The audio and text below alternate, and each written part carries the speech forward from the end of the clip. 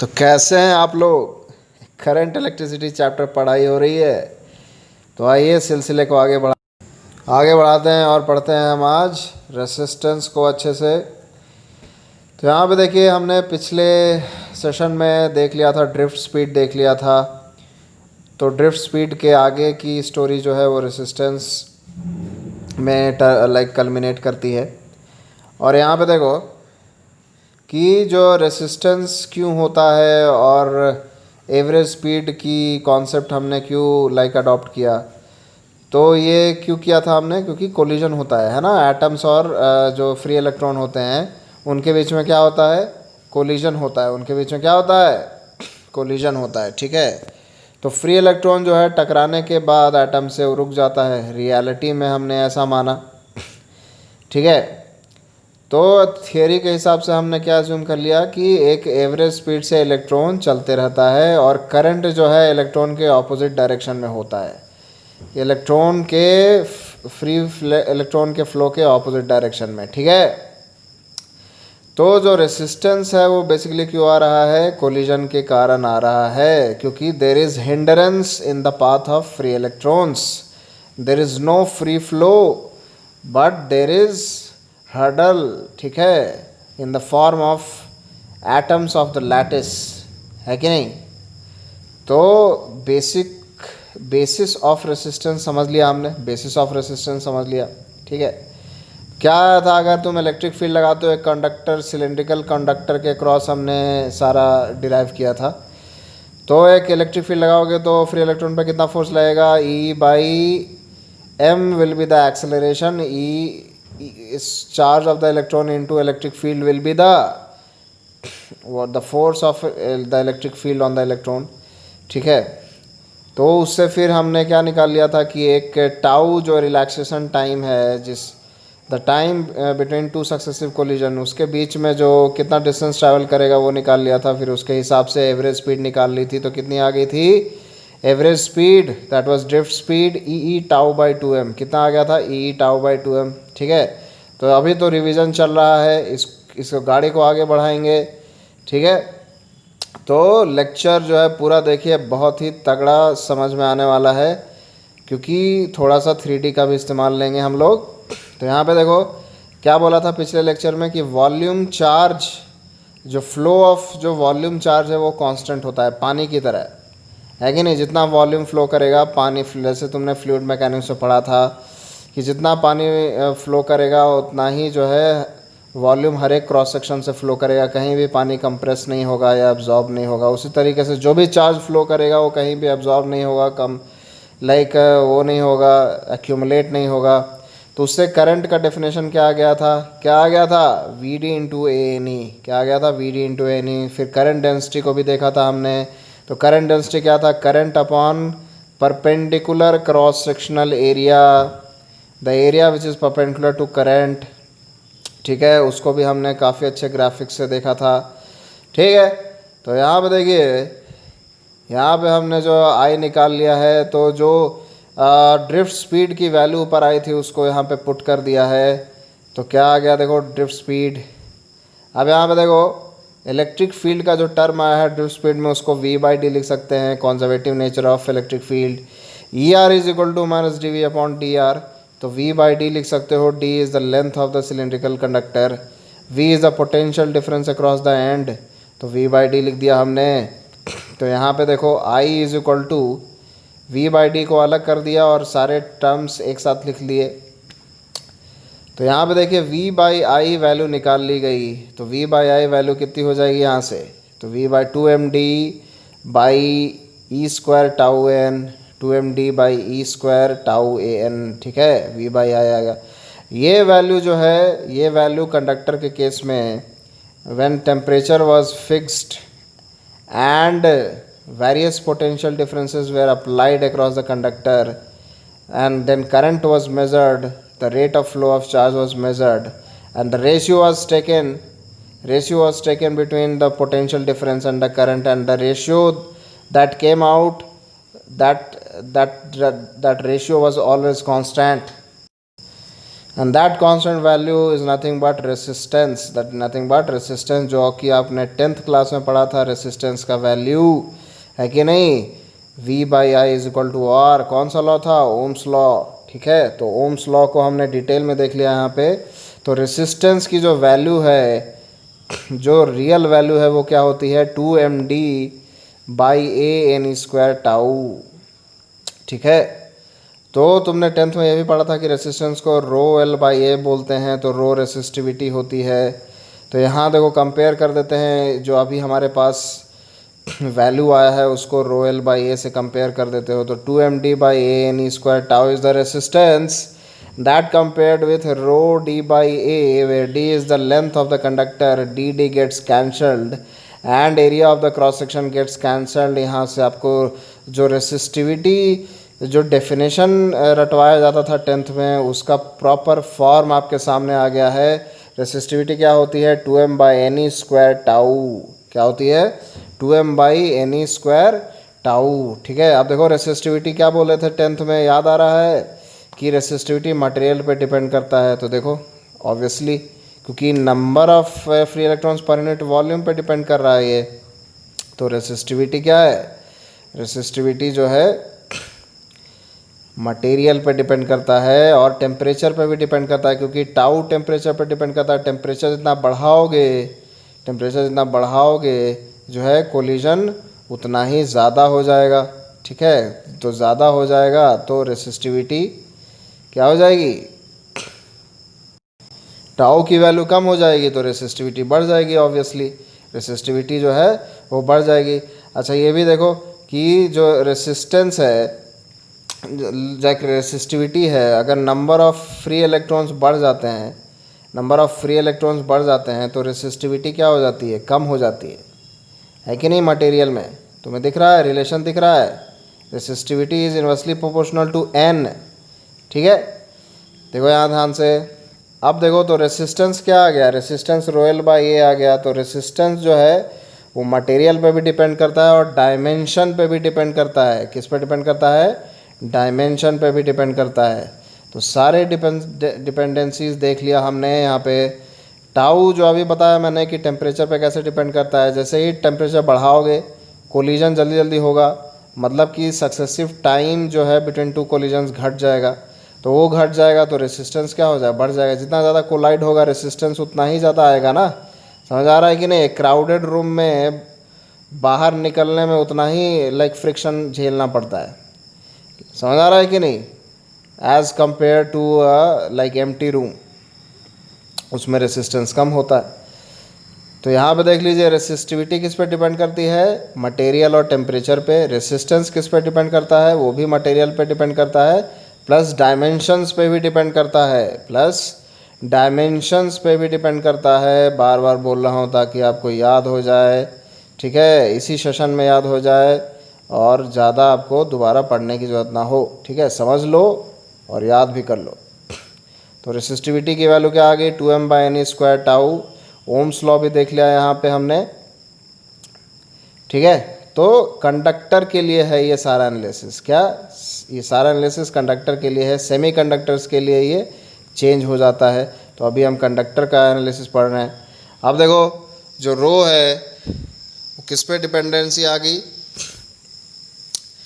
Only depends upon the type of material and temperature. And किस पे, temperature पे depend कर रहा है। तो सारी चीज़ें जो बोल रहा हूँ लिख भी दे रहा हूँ ताकि साथ साथ आपका नोट्स भी कंप्लीट होते रहे। ठीक है, तो इस तरीके से हमने रेसिस्टेंस को देख लिया, तो ये मैथमेटिकली देख लिया और डिपेंडेंसी समझ ली।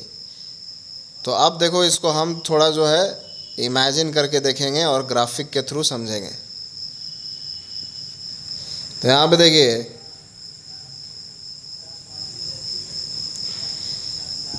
यहाँ पे मैं दिखा रहा हूँ कि कोलिजन कैसे विजुअल कैसे हम समझ सकते हैं कोलिजन को। तो ये एक जो है बड़ा सा जो स्फीयर है, इसको मान लो एटम मान लो।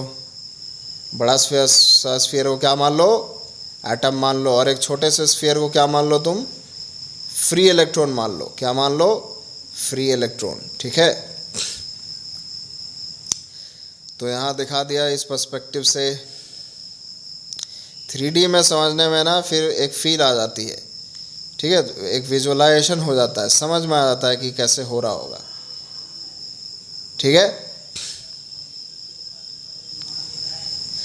अब यहाँ पे देखो काफ़ी अच्छा पर्सपेक्टिव निकल के आ रहा है। एक एटम, उसके सामने फ्री इलेक्ट्रॉन, है कि नहीं। तो इस तरीके से यहाँ पे आप विजुअलाइज करिए। और ये सारी चीज़ें, ये दोनों चीज़ है ना, ये किस में लाइक सिचुएटेड है, एक कंडक्टर के अंदर की कहानी बता रहा हूँ। पिछले सेशन में भी मैंने कंडक्टर के अंदर एक 3D ग्राफिक्स से आपको दिखाया था, इमेजिन करवाया था। तो अब इसमें थोड़ा सा हम इसमें जो है एनिमेशन करेंगे और कोलिजन को देखेंगे। तो जैसे इलेक्ट्रॉन जो है ना, वो छोटा वाला जो एटम जो तुम्हें दिख रहा है ग्रीन कलर से, वो इलेक्ट्रॉन है, फ्री इलेक्ट्रॉन है, ठीक है। अब इलेक्ट्रिक फील्ड लगा दिया, किधर से, जिधर इलेक्ट्रॉन का मूवमेंट हो रहा है उसके ऑपोजिट होगा इलेक्ट्रिक फील्ड, है ना, क्योंकि इलेक्ट्रॉन तो जो फोर्स एक्सपीरियंस करता है वो इलेक्ट्रिक फील्ड के ऑपोजिट एक्सपीरियंस करता है कि नहीं। तो यहाँ देखो इलेक्ट्रॉन जो है अब फोर्स एक्सपीरियंस कर रहा है और उसने गेन कर लिया है ड्रिफ्ट स्पीड। क्या गेन कर लिया है, उससे वो आ रहा है और टकरा रहा है ना। तो रियलिटी में यही हो रहा है, इलेक्ट्रॉन आ रहा है, देखो ऊपर से, देखो देखो आएगा ऊपर से, ऊपर से आ रहा और ये इस तरीके से टकरा रहा है और रुक जा रहा है, टकरा रहा है और रुक जा रहा है। तो रियलिटी में यही हो रहा है। तो हम थियोरी में क्या मान लेते हैं कि अब एटम वैटम सब भूल जाते हैं और ये बोलते हैं कि इलेक्ट्रॉन जो है एक कांस्टेंट स्पीड से चल रहा है और उस कांस्टेंट स्पीड को क्या बोलते हैं, ड्रिफ्ट स्पीड बोल सकते हैं। और डायरेक्शन को इंक्लूड करोगे तो ड्रिफ्ट वेलोसिटी बोल सकते हैं, ठीक है। समझ आ रहा है कि नहीं आ रहा है। तो इस तरीके से देखो, अब एटम को रिमूव कर दिया, एटम को हटा दो, हटा दो। फील नहीं आए तो बोलना, तुम समझे, कमेंट करके जो है बता देना जो भी फीलिंग आ रही है, ठीक है। मेरे साथ हम लोग पढ़ेंगे और जो है एग्ज़ाम को क्रैक करेंगे। कोई भी कॉन्सेप्ट छूटेगा नहीं, सबको डीप एनालाइज करेंगे और प्रैक्टिकल रहेंगे। उतना ही पढ़ेंगे जितनी ज़रूरत है और जो है सफिशिएंट भी पढ़ेंगे, ये नहीं कि कुछ छोड़ देंगे। तो यहाँ पे देखो, अब यहाँ पे मैंने क्या किया कि उसी कंडक्टर को दिखा दिया। अब ये क्या दिखा दिया, कंडक्टर के अंदर का सिचुएशन अभी देख रहे थे, अब कंडक्टर को दिखा दिया। अब कंडक्टर के अंदर कैसे फ्री इलेक्ट्रॉन मूव करेगा, एटम को भूल जाओ। अब जो है मान रहे हैं कि फ्री इलेक्ट्रॉन मस्त जो है कांस्टेंट स्पीड से ऐसे घूम रहा है, कांस्टेंट स्पीड से, ड्रिफ्ट स्पीड से, ठीक है। तो देखो अंदर एटम, फ्री इलेक्ट्रॉन चला गया। तो फ्री इलेक्ट्रॉन क्या मूवमेंट को दिखाऊंगा इनसाइड द कंडक्टर। तो यहाँ पे देखिए एक फ्री इलेक्ट्रॉन कैसे मूव कर रहा है ड्रिफ्ट स्पीड से इनसाइड द कंडक्टर। हम हमारी थ्योरी में क्या हमने एज्यूम करके रखा है कि बिल्कुल इस तरीके से जो है, इस तरीके से कांस्टेंट स्पीड से वो चल रहा है, कांस्टेंट स्पीड से वो चलेगा। देखो यहाँ पे कांस्टेंट स्पीड से चल रहा है, ठीक है। बस यही तुम्हें समझना है और कोई रॉकेट साइंस नहीं है भाई, समझ गए कि नहीं, कोई रॉकेट साइंस नहीं है, ठीक है। सिंपल सी चीज़ आपको ध्यान देनी है। और काइनेमेटिक्स आपको आता ही है, एवरेज स्पीड क्या होता है, total distance upon total time, है ना कि नहीं। पर सेकंड कितना डिस्टेंस ट्रैवल किया उसको एवरेज स्पीड बोलते हैं। तो हम मानते हैं कि एटम भूल गए, हम भूल गए कि रूम में कितना क्राउड है, हम बस मस्ती से चले जा रहे हैं एक कांस्टेंट स्पीड से, है कि नहीं। तो यहाँ पे दिखा दिया, देखो, ठीक है। अब देखो जब इलेक्ट्रॉन जा रहा है किधर से किधर, लेफ़्ट टू राइट, तो इलेक्ट्रिक फील्ड किधर होगा, राइट टू लेफ़्ट, किधर होगा, राइट टू लेफ़्ट। और करंट किधर होगा, करंट भी राइट टू लेफ़्ट होगा, क्योंकि करंट का कन्वेंशनल डायरेक्शन क्या होता है, पिछले सेशंस में भी बताया था मैंने, it is in the opposite direction of the movement of free electrons, in the opposite direction of the movement of free electrons, ठीक है। तो electric field is from right to left and the force experience by electron is from left to right, ठीक है। और right वाला and higher potential पे होगा, है कि नहीं। तो इलेक्ट्रोस्टैट्स चैप्टर ख़त्म हो चुका है मेरे चैनल पे, एक रिसोर्स है आपके पास, जाके उसको देखिए। कोई एस्पेक्ट नहीं छूटा है, काफ़ी अच्छे लेवल के सवाल भी कराए हैं, यूरोडो भी कराया है, ठीक है। तो आप जाके उसका फ़ायदा उठाओ और अपने फ्रेंड्स को भी बताओ और साथ में पढ़ते हैं और क्रैक करते हैं एग्ज़ामिनेशन। और डेली प्रैक्टिस सेशन आते रहेगा। अभी काइनेमेटिक्स का दिया था, अभी रोटेशन का आने वाला है, ठीक है। और जो है कैपेसिटर जो भी पढ़ेंगे बहुत डिटेल में पढ़ने वाला है, मैग्नेटिज्म, कैपेसिटर, उसके बाद मॉडर्न फिजिक्स, बिल्कुल ही फुल मार्क्स। समझ आ रहा है कि नहीं? With strategy in like how to appear in the examination and how to tackle the like heated up moments in the examination, है कि नहीं? तो चलिए यहाँ पे फिर से आ जाइए। रेसिस्टेंस क्या था? Royal by A. रेसिस्टेंस क्या था? रोयल बाई ए। रो क्या था? रेसिस्टिविटी। तो रेसिस्टेंस का ऐसा यूनिट डिस्कस कर लेते हैं। क्या होता है? ओम। क्या होता है? ओम। ये तो सब तुम लोग 10th से जानते होगे, तो ये सब चीज़ें ज़्यादा डिस्कस करने की कोई ज़रूरत नहीं है। तो रेसिस्टेंस हो जाएगा ओम तुम्हारा, रेसिस्टिविटी की हो जाएगी ओम मीटर, ऐसा यूनिट, ठीक है। रेसिस्टिविटी का उल्टा कंडक्टिविटी होता है, उसको मो भी बोलते हैं, उसका ऐसा यूनिट, ठीक है। उसी तरीके से कंडक्टिविटी जो है कंडक्टेंस होता है, रेसिस्टेंस का रेसिप्रोकल होता है। समझ आ रहा है? तो ये सब जल्दी जल्दी चीज़ें, खुदरा चीज़ें जल्दी जल्दी सीख लो और 10th में तुम पढ़े ही होगे।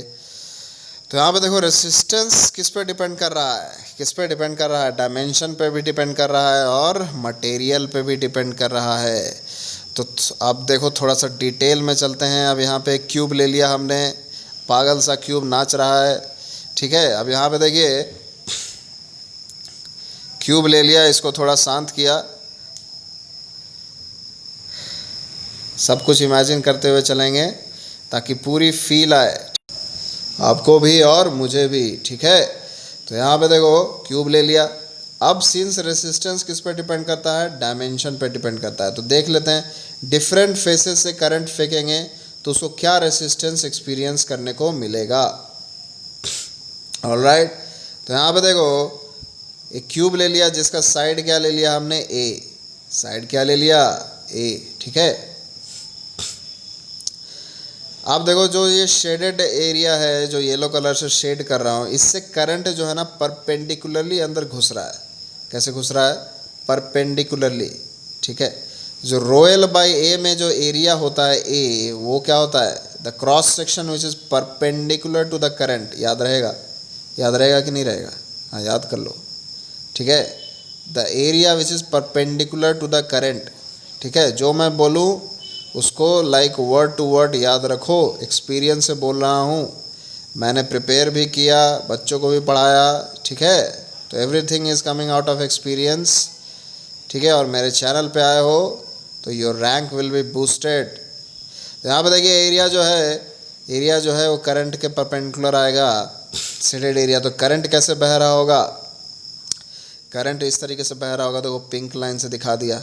और ये इनटू द बॉडी है, समझ रहे हो? सरफेस पे नहीं है, ये अंदर है, अंदर, ठीक है। अब लाइक 3D में दिखा दिया, अब और घुस के दिखा रहे एकदम।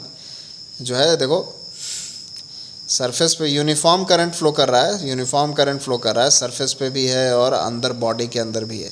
तो अगर मैं बोला जाऊँ लाइक पूछूँ तुमसे कि इस केस में इस फ्लो में करंट को क्या रेसिस्टेंस देखने को मिल रहा होगा? करंट को क्या रेसिस्टेंस देखने को मिल रहा होगा? तो कैसे निकालोगे? तो तुम्हें पता है बेसिक डेफिनेशन क्या होता है? रो एल बाई ए। रो तो रेसिस्टिविटी होती है, रेसिस्टिविटी क्या है? मटेरियल पे डिपेंड करता है। तो टेम्परेचर ये सब कांस्टेंट है इस केस में, तो रेसिस्टिविटी भी कांस्टेंट होगी, ठीक है। ठीक है, डिफरेंट मटेरियल का डिफरेंट रेसिस्टिविटी होगा। पानी का अलग है कि नहीं, कॉपर का अलग, ठीक है, उसका फिर सैंड का अलग, ठीक है, वुड का अलग, ठीक है, और डिफरेंट जो भी मटेरियल सोच सकते हो उसका अलग अलग। तो रेसिस्टेंस क्या रो एल बाई ए। तो देखो एरिया क्या हो जाएगा? सिंस क्यूब का जो साइड है वो ए है, क्यूब का जो साइड है वो ए है, तो एरिया क्या हो जाएगा? ए स्क्वायर। एरिया हो जाएगा ए स्क्वायर। और लेंथ कितने से गुजर रहा है करंट? तो ये जो ए दिखाया है मैंने क्यूब के नीचे जो लिख के, वो लेंथ जो है करंट जो है क्रॉस कर रहा है। तो एल की जगह पे ए आ जाएगा, एरिया की जगह पे ए स्क्वायर आ जाएगा। तो कितना रेसिस्टेंस दिखा रहा है वो? रो बाई ए, रो बाई ए ओम। कितना? रो बाई ए ओम। समझ आ गया? आ गया समझ में? तो नोट कर लो, कॉपी पे लिख लो, ठीक है, कुछ भी डाउट हो या कुछ भी मन में ऐसा सवाल, ऐसा तो नहीं है कि एक बार बोलूं और सारे सवालों का जवाब मिल जाए, है ना। तो बहुत सारे सवाल भी आ रहे होंगे तुम्हारे मन में, तो क्या करेंगे, कमेंट में लिख देंगे और कमेंट में जो है मैं आंसर दूंगा।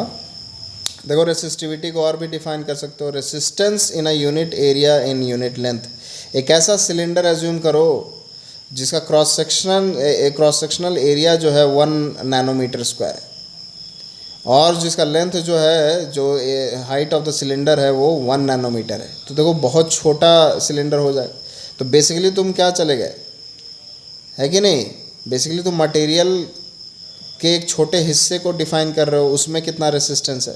तो बेसिकली उसमें रेसिस्टेंस तो पैकेजिंग के कारण ही है ना। तो बेसिकली रेसिस्टिविटी क्या है, रेसिस्टिविटी पैकेजिंग पे डिपेंड करता है ना, मटेरियल पे डिपेंड करता है। समझ आ रहा है कि नहीं, फील आ रही है कि रेसिस्टिविटी को तुम ये भी बोल सकते हो resistance in a unit area, एक छोटे से एरिया और एक छोटे से लेंथ में कितनी रेसिस्टेंस प्रोवाइड करता है एक मटेरियल, उसी को क्या बोलते हैं, रेसिस्टिविटी। समझ आ रहा है कि नहीं। तो रेसिस्टिविटी को आप ऐसे डिफाइन कर सकते हैं। बाकी रेसिस्टिविटी का एक प्रॉपर फार्मूला तो स्टार्टिंग ऑफ द सेशन में निकाल ही दिया, तो दोनों डेफिनेशंस को याद रखिए और एक फील वाली डेफिनेशन भी बता दी। अब देखो, अब जैसे इस क्यूब में है तो करंट तो डिफरेंट फेसेस से अंदर जा सकता है ना, डिफरेंट फेसेस से अंदर जा सकता है। तो डिफरेंट फेसेस से अंदर जा सकता है तो हर केस में रेसिस्टेंस क्या आएगा, एक वैल्यू आएगी, और वो हर केस में सेम ही होगा, है कि नहीं, क्योंकि सारा जो एरिया है हर फेस का वो सेम है, क्यूब है ये, और सारा जो लेंथ कवर करेगा वो ए ही कवर करेगा, है कि नहीं। तो क्यूब के केस में देख लिया। अब हम एक क्यूबॉइड के केस में देख लेते हैं। तो क्यूबॉइड बना लेते हैं, यहाँ पे क्यूबॉइड बना लिया तुम्हारे सामने, देखो ये देखो क्यूबॉइड बना लिया। अब देखो इसमें क्या, अब करंट जो है ये छोटे वाले फेस से भी अंदर जा सकता है, परपेंडिकुलरली छोटे वाले फेस से भी अंदर जा सकता है। तो जो जो केस आपके सिलेबस में मेंशन है ना वही मैं डिस्कस कर रहा हूँ, ठीक है। ऐसे करंट तो आर्बिट्ररी कैसे भी जा सकता है, लेकिन सिमेट्रिकल केसेस ही आपके सिलेबस में है, ठीक है। तो सिलेबस के दायरे में रहते हैं और सारा कुछ सीख लेते हैं। तो यहाँ पे देखो, अब जो है करंट छोटे वाले फेस से भी जा सकता है अंदर परपेंडिकुलरली, और बड़े वाले फेस से भी अंदर जा सकता है। तो एक केस देख लेते हैं यहाँ पे, एक केस यहाँ पे देख लेते हैं। यहाँ पे देखो कि करंट मान लो इस शेडेड एरिया से अंदर जा रहा है, करंट इस शेडेड एरिया से अंदर जा रहा है, ठीक है। Area of cross section A है। अब क्यूबॉइड के सारे साइड्स को डिफाइन कर देंगे ए बी सी, ठीक है। तो तुम्हें आइडिया लग गया होगा, एज सच ये कोई डिफ़िकल्ट नहीं है। एक बार तुमने क्यूब का समझ लिया तो तुम सारे रेसिस्टेंसेस लिख सकते हो, ठीक है। करंट का फ्लो को दिखा दिया, फिर वही कहानी कर रहा हूँ मैं, कोई नई चीज़ नहीं है ना। फिजिक्स में यही होता है, एक बार आपने कॉन्सेप्ट को पकड़ लिया है तो कॉन्सेप्ट दोबारा रोल बैक होता है ना, दोबारा आता है। जैसे ग्रेविटेशन तुमने अच्छे से सीख लिया ना तो तुम्हें इलेक्ट्रोस्टैट्स लगेगा कि ग्रेविटेशन जैसा है कि नहीं। तुमने एसएचएम अच्छे से सीख लिया, फेजर अच्छे से सीख लिया, तो तुम्हें एसी जो चैप्टर है, एसी जो 12th क्लास के एंड में पढ़ाते हैं, ठीक है, वो भी तुम्हें लगेगा कि ये तो फेज़र का कॉन्सेप्ट फिर यहाँ पे आ गया। तो फिज़िक्स ऐसे ही चलता है, ठीक है। तो रिलेट करके पढ़िए। यहाँ पे देखिए डायमेंशन आपको दिखा दिया, ए साइड, बी साइड और सी साइड देख लो। तो रेसिस्टेंस क्या हो जाएगा इस केस में, एरिया आ जाएगा ए बी, और लेंथ जो क्रॉस करा है वो सी है, तो rho A B by C. Again rho is resistivity, resistance in a unit length and unit area which depends upon the material packaging, ठीक है। अब यहाँ पे देखो, अब हम जिस फेस से जो करंट एंटर कर रहा है उस फेस को चेंज कर देते हैं, दूसरे फेस में करंट को एंटर करवाते हैं। तो ये वाला केस भी देख लेते हैं, समझते चलिए। और एक रफ फिगर बना लो अपने नोट्स में, साथ साथ नोट्स भी बनाओ तो बहुत अच्छा रहेगा, है कि नहीं। बाकी मेरा लेक्चर तो अवेलेबल है ही, आप इसको बार बार रिपीट करके देख सकते हो, ठीक है। अब जो है यहाँ पे देखो, करंट जो है ये वाले शेडेड एरिया से परपेंडिकुलरली अंदर जा रहा है, परपेंडिकुलरली अंदर जा रहा है। तो अब करंट को कितना रेसिस्टेंस फेस करने को मिलेगा, करंट को कितना रेसिस्टेंस फेस करने को मिलेगा? तो करंट दिखा देता हूँ, करंट दिखा देता हूँ। तो ये रेड कलर से जो है ये करंट दिखा रहा है, करंट का डायरेक्शन। ये करंट जो है राइट वाले पोर्शन से इंटर कर रहा है और लेफ़्ट की तरफ जा रहा है। तो इस तरीके से करंट को लाइक फील कर लीजिए।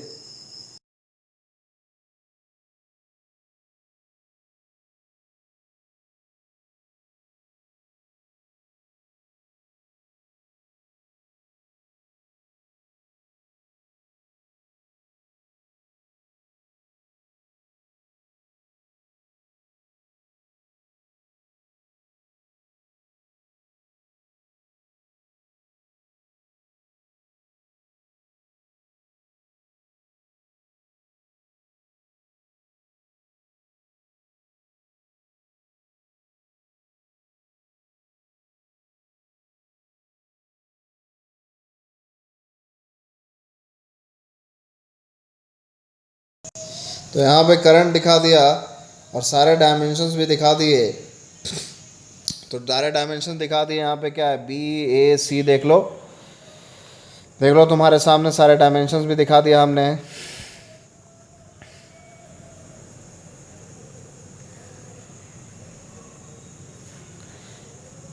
तो क्या आ जाएगा, रेसिस्टेंस इस, अगर करंट इस वाले फेज से अंदर जा रहा है तो क्या हो गया, एरिया क्या हो जाएगा, ए इंटू सी, और कितना लेंथ ट्रैवल कर रहा है, बी, तो रो बी बाई ए सी है ना, रो एल बाई ए से एल बी हो गया, और ए क्या हो गया, क्रॉस सेक्शनल एरिया ए सी।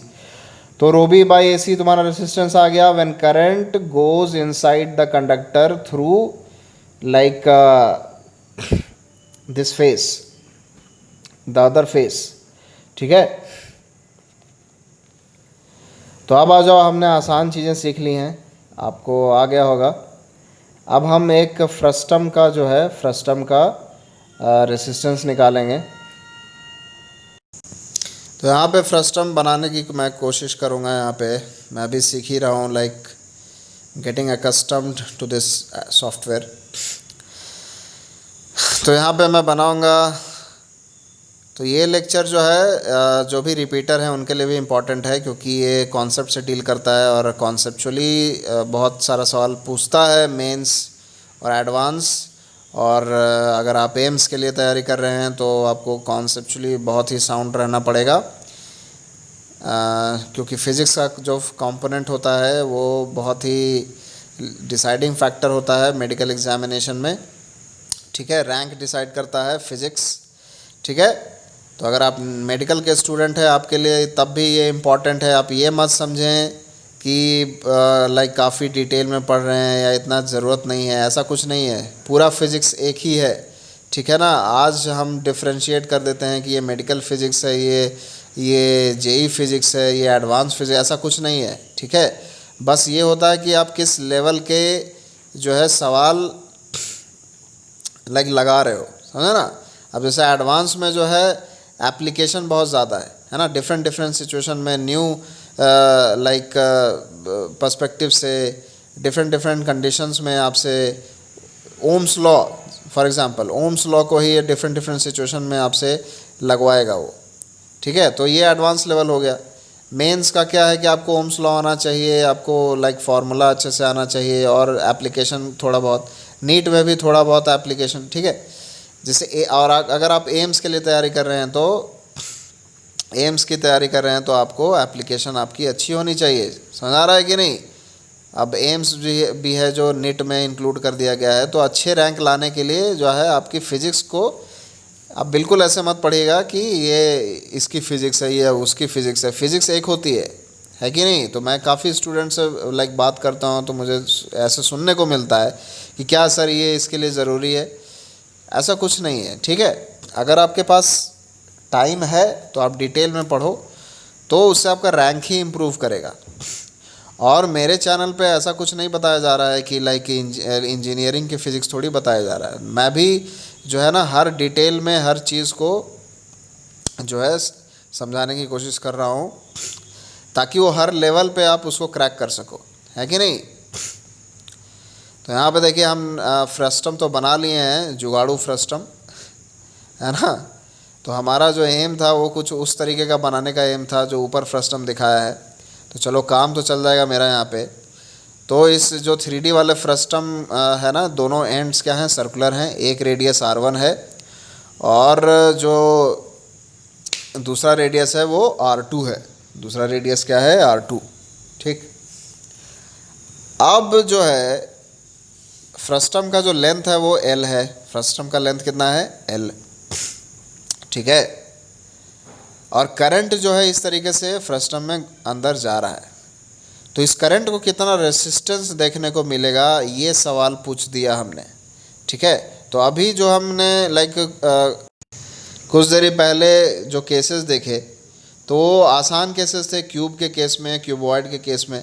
अब सेम सिचुएशन देखो, एप्लीकेशन आ गया, एक नया कॉन्टेक्स्ट है कि नहीं, एक नया ऑब्जेक्ट फ्रस्टम, है ना। वही कॉन्सेप्ट आपको इसमें लगाना है, तो ये एडवांस लेवल हो गया, है कि नहीं। तो इसीलिए बोल रहा हूँ कि सारे कॉन्सेप्ट को कनेक्ट करना सीखो। ये एम्स लेवल हो गया। तो यहाँ पर देखो करंट जो है अंदर आ रहा है from left to right, area से जो है वो परपेंडिकुलर है। ठीक है, क्रॉस सेक्शनल एरिया से। तो इसको कैसे डील करेंगे, एलिमेंट वाइज डील करेंगे। कैसे डील करेंगे, एलिमेंट वाइज। तो हर एक एलिमेंट देखो इस तरीके का जो डिस्क शेप का है, हम ऐसा अज्यूम कर सकते हैं फ्रस्टम बना हुआ है ऐसे कई कॉइन शेप्ड का एलिमेंट, है ना, जिसका रेडियस वेरी कर रहा है। Going from left to right the radius is decreasing. आ रहा है समझ में। तो ऐसे कई कॉइन से बना हुआ है। ठीक है, तो इस कॉइन का रेडियस क्या होगा, तो रेसिस्टेंस क्या होगा, तो वो हम बिल्कुल उसी कॉन्सेप्ट को यूज़ करते हुए लिखेंगे जो हमने अभी पढ़ा, रो एल बाई ए, है कि नहीं। तो देखो इस छोटे से एलिमेंट का, कॉइन एलिमेंट का जो डिस्टेंस, जो लेंथ ले लिया वो कितना ले लिया, dx। जो इसकी चौड़ाई है वो कितनी है, dx है। और जो इसका रेडियस है वो स्मॉल r है कि नहीं।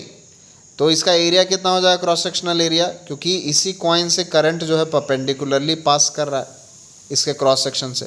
तो पाई आर स्क्वायर इसका एरिया हो जाएगा और dx इसकी जो है लंबाई हो जाएगी जिससे करंट गुजर रहा है। तो rho dx by pi R square इस छोटे से एलिमेंट का रेसिस्टेंस हो जाएगा। और अभी मैं समझा रहा हूँ कि ये सारे रेसिस्टेंसेस से जो करंट की वैल्यू होगी वो सेम होगी, क्योंकि जो भी करंट घुसेगा ना वो हर एक कॉइन से पास करेगा, है कि नहीं। और तुम्हें पिछले सेशन में मैंने बता दिया था कि वॉल्यूम चार्ज जो फ्लो होता है वो कहीं भी एक्यूमुलेट नहीं होता है, कहीं भी एब्जॉर्ब नहीं होता है, तो पूरे कॉइन से पास करेगा। अरे करेगा कि नहीं करेगा। तो सारे रेसिस्टेंसेस जो हैं क्या हो जाएंगे, सीरीज़ में आ जाएंगे। क्या आ जाएंगी, सीरीज़ में। तो थोड़ा बहुत सीरीज़ का तो कॉन्सेप्ट तुम्हें होगा ही, जहाँ करंट सेम होता है वो रेसिस्टेंसेस क्या हो जाते हैं, सीरीज़ में हो जाते हैं और बैक टू बैक लगे होते हैं। तो बैक टू बैक सारे कॉइन्स प्लेस्ड हैं। तो यहाँ पे हम क्या यूज़ करेंगे, सबको जोड़ दूँ।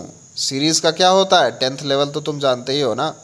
सीरीज़ में जो है सारे रेसिस्टेंसेस जुड़ जाते हैं। ठीक है, तो सारे कॉइन्स का रेसिस्टेंस जुड़ जाएगा और जोड़ने का एक ही तरीका, कंटिन्यूस बॉडीज़ में क्या, इंटीग्रेशन। तो इंटीग्रेट कर देंगे। ठीक है, तो यहाँ पे देखो अब हम इंटीग्रेट करने वाले हैं। ये बिल्कुल एडवांस लेवल चले गए हैं हम लोग। तो बेसिक से सीखते हुए एडवांस तक आ गए। इसके बाद एक सवाल ले लूँगा और फिर ये सेशन हो जाएगा एंड, और इस तरीके से हम रेसिस्टेंस को अच्छे से समझ लेंगे। ठीक है,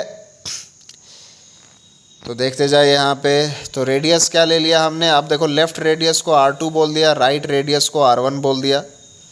ठीक है, 2 पॉइंट फॉर्म से अब तुम लाइन का इक्वेशन तो जानते ही होगे लिखना। 2 पॉइंट फॉर्म बेसिक मैथमेटिक्स में सिखाया जाता है। फिजिक्स के बेसिक मैथमेटिक्स में आपको 2 पॉइंट का कोऑर्डिनेट दिया हुआ है, उससे लाइन की इक्वेशन जो पास कर रही है दोनों पॉइंट से, उससे लिख सकते हो क्या, y2 minus y1 by x2 minus x1 जो स्लोप हो जाता है कि नहीं। तो y minus y1 is equal to y2 minus y1 by x2 minus x1 into x minus x1 जो होता है ये 2 पॉइंट फॉर्म होता है स्ट्रेट लाइन इक्वेशन का। तो कोऑर्डिनेट्स डाल दो सारे, y माइनस R2 है ना, y माइनस y1 R2 है, is equal to y2 minus Y one, तो y2 क्या है, r1 है, और y1 क्या है, r2 है, तो r1 माइनस r2 हो जाएगा। By x2 minus x1, x2 l1 है, और जो x1 है वो 0 है, इंटू x माइनस x1, तो x1 तो 0 है, तो यहाँ से आपने लिख दिया। y बेसिकली क्या है, y तो रेडियस ही है ना हर एक कॉइन का, y तो रेडियस ही है ना हर एक कॉइन का, देख रहे हो कि नहीं? अरे समझ में आ रहा है? ओरिजिन तुमने कहाँ पे ले लिया है, फ्रस्टम के सेंटर पे, है कि नहीं? और ओरिजिन से एक्स एक्सिस बना लिया, एक्स एक्सिस से हमने वाई मेजर कर लिया वाई एक्सिस में, और हर एक वाई जो है एक कॉइन का रेडियस है कि नहीं? तो वाई को जो है स्मॉल आर से रिप्लेस कर दिया, which is a variable, as you change X R is varying. अब हम यहाँ पे क्या करेंगे ना, D R by D X कर देंगे, है ना? D R by D X का ध्यान से इस डेरिवेशन को समझना, कहीं ना कहीं काम आ जाता है, ये बिल्कुल हम लोग एडवांस के रेल में चले गए हैं। तो D R by D X कर देंगे तो आर टू तो कांस्टेंट है, कांस्टेंट आर टू चला जाएगा, R one minus R two by L one, और एक्स का डिफ्रेंशिएशन क्या हो जाएगा, वन हो जाएगा। तो क्या आ गया यहाँ पे डी आर, क्या आ गया D R, R one minus R two by L one into D X. ठीक है, तो डी एक्स की वैल्यू आ गई, क्या आ गई, डी एक्स की वैल्यू आ गई in terms of D R, L one into D R by R one minus R two. ठीक है, अब डी एक्स क्यों निकाला, क्योंकि जो है तुम्हारा जो रेसिस्टेंस का जो एक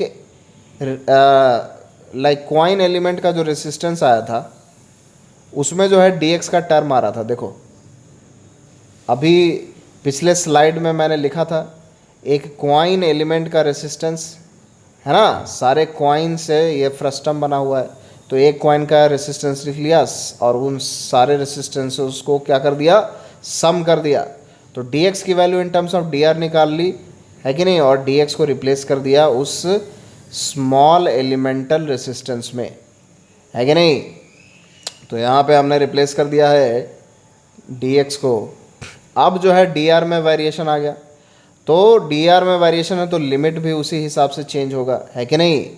तो लिमिट जो चेंज होगा वो कहाँ से कहाँ तक होगा, सबसे पहला एलिमेंट ओरिजिन के पास, देखो ओरिजिन 0,0 लिखा हुआ है, फिगर को ध्यान से देखिए, तो आर टू से लेके आर वन, है कि नहीं, आर टू से लेके आर वन। ठीक है, तो आर टू से लेके आर वन इधर आ गया। अब इसको करना है सिंपली इंटीग्रेट, तो इंटीग्रेशन में तो कोई प्रॉब्लम नहीं होना चाहिए तुम्हें। Rho pi L one L जो है R one minus R two, ये सारे कॉन्स्टेंट्स हैं, बाहर आ जाएंगे। बेसिकली इंटीग्रेशन किसका होना है, D R by R square का होना है, किसका होना है, D R by R square. तो उसका इंटीग्रेशन क्या होता है, माइनस वन बाई आर, क्या होता है, माइनस वन बाई आर। ठीक है, तो इस तरीके से हमने इंटीग्रेशन देख लिया। अब इसको बस पुट करना है। यहाँ पे देखो L1 ऐसी कोई चीज़ नहीं है, L क्या माना था हमने, याद आ रहा है पिछले स्लाइड से, the length of the frustum, क्या माना था, लेंथ ऑफ द फ्रस्टम। तो जहाँ जहाँ भी L1 लिखा हुआ है वो उसको L कर लो, वो कॉमा था वहाँ पे, लाइक लेफ्ट लेफ्ट जो राइट एंड है उसके टॉप मोस्ट पॉइंट का कोऑर्डिनेट क्या था, L कॉमा R1। ठीक है, तो जहाँ जहाँ भी L1 लिख दिया है गलती से उसको L कर लीजिएगा।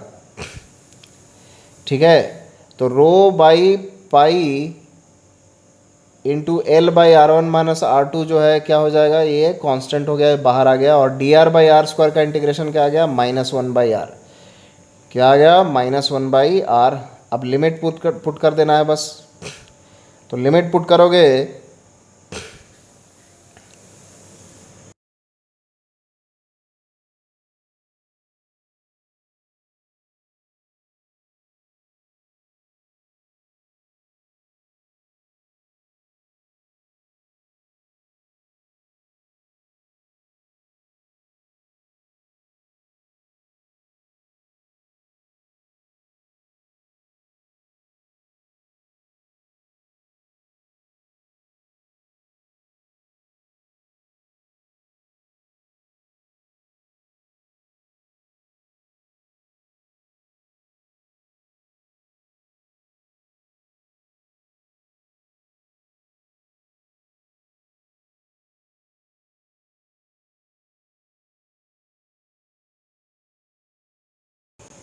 तो यहाँ पे लिमिट पुट कर दो। तो लिमिट पुट करने के बाद जो है हमारे पास ये रिजल्ट आ गया है,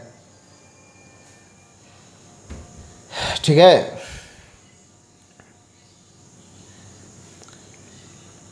R1 minus R2 by R1 into R2 LCM ले लो। Roel by pi R1 minus R2 वो कॉमन ले लिया, R1 माइनस R2 कैंसिल हो गया, ठीक है।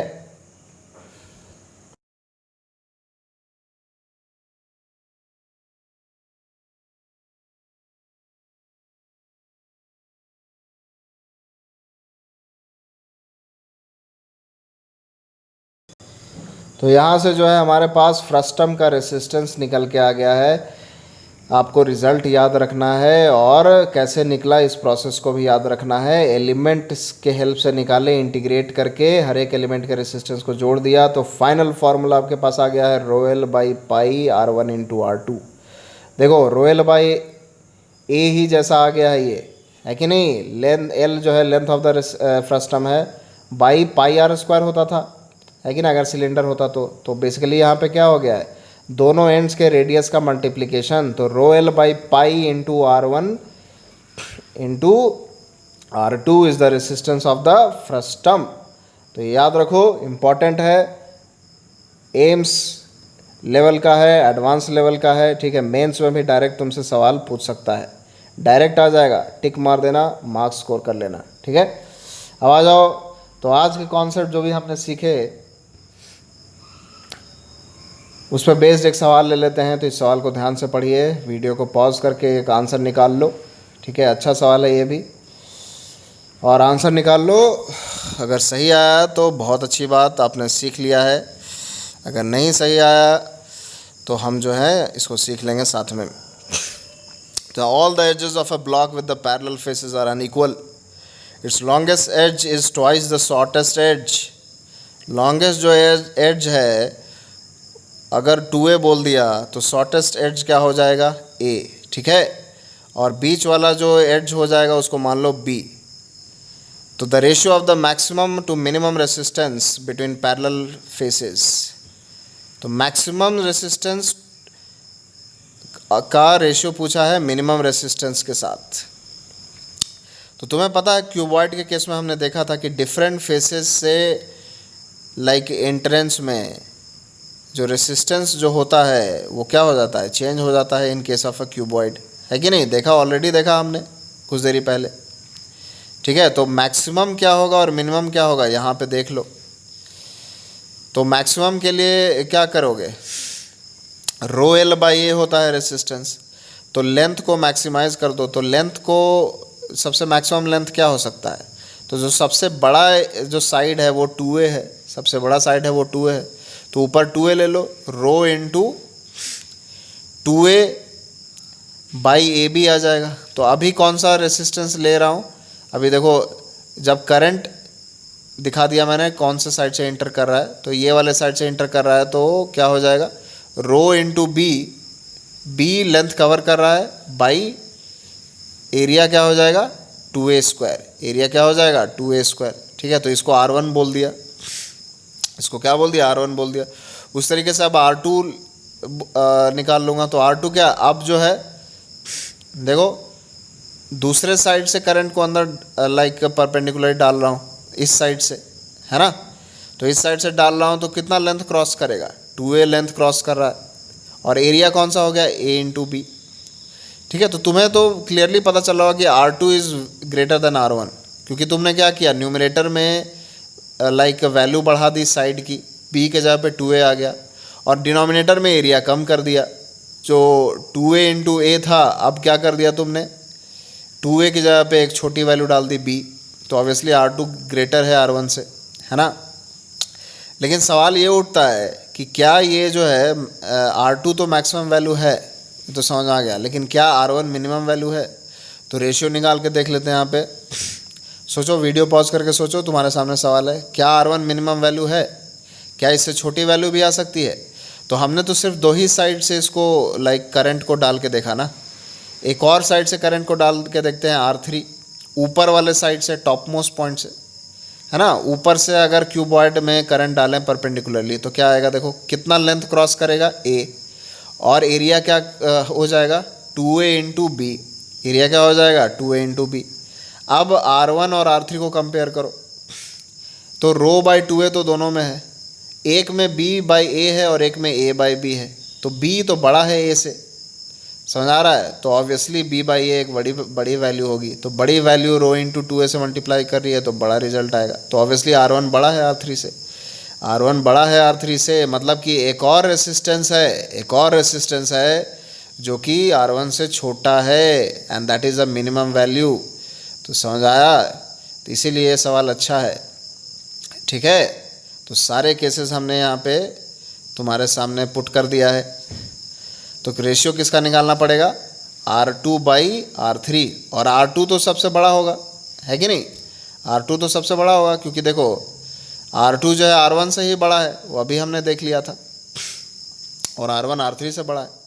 तो R2 बाई R3 रेशियो निकालो तो क्या आ जाएगा तुम्हारे सामने, ए बी कैंसिल हो रहा है, रोए रोए कैंसिल हो गया, ठीक है, रोए रोए कैंसिल हो गया, तो आंसर क्या आ गया 4:1, क्या आ गया 4:1। तो इस तरीके से सवाल को हल कर दिया है हमने। सवाल को नोट कर लीजिएगा, बहुत ही अच्छा सवाल था ये, ठीक है। तो जो भी कॉन्सेप्ट सिखाया उसका अच्छा इस्तेमाल। अब एक फ्रस्टम का सवाल लेते हैं बेसिक, इसको सीखने के बाद इस सेशन को एंड करेंगे। तो आशा करता हूँ ये सेशन आपके लिए फ्रूटफुल रहा होगा, रेसिस्टेंस को आप अच्छे से समझ पाए होगे। हमने विजुअल्स देखे, काफ़ी ट्राई किया एक फ्रस्टम बनाने का, ठीक है, लाइक काफ़ी बातें भी की। तो इसी तरीके से आगे और भी सेशन आते रहेंगे, करंट को आगे कंटिन्यू करेंगे, और रोज़ जो है ट्राई करूँगा कि एक जो है प्रैक्टिस सेशन ज़रूर डालूँ, ठीक है, जिसमें पुराने जेई के प्रॉब्लम्स, नीट के प्रॉब्लम्स, मेंस के प्रॉब्लम्स डालूँ। तो stay tuned, keep walking with me and we'll crack the exam, ठीक है। तो यहाँ पर देखो आपके सामने एक फ्रस्टम है जिसका रेसिस्टिविटी रो है, एक रेडियस 2 मीटर है, दूसरा रेडियस 4 मीटर है, फ्रस्टम की लंबाई 8 मीटर है। बता दो कितना होगा रेसिस्टेंस। तो क्या होता है resistance, rho L by pi into R1 into R2।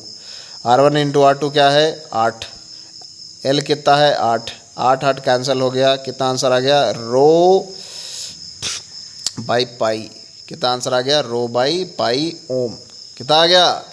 तो इस तरीके से सेशन कंप्लीट होता है।